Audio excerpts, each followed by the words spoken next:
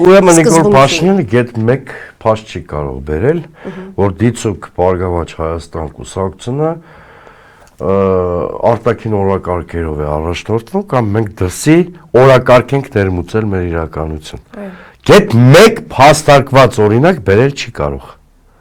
Գիտեք, մեր ցուցակի առաջնորդը պարոն Ծառուկյանը չէր բացառել, որ աշխարհի 4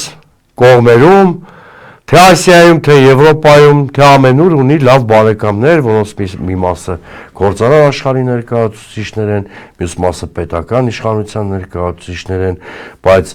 գիտեք, եթե ես մեկի հետ անկեղծ բարեկամություն եմ անում, այդ բարեկամությունը ծառայեցնում եմ երկրի շահերին։ Անկեղծ բարեկամությունը պետք չի շփոթել ինչ-որ մեկի սատելիտ լինելու մեջ։ Ընդհանրապես շատ տարօրինակ է, որ Նիկոլ Փաշինյանը, որը այսօր Ալիևի երջանիկ վասալի կարգավիճակում է, ընդդիմության հետևում է արտաքին հակաշներ փնտրում։ Սա նույնիսկ ծիծաղալի չի, սա տրագիկոմեդիայի զավեշի ժանրից է։ Թող ինքը մեկ օրինակ նշի, որ ընդդիմադիր ուժը մենք ենթադրենք դրսի օրակարգ ենք ներմուծել հայկական իրականություն։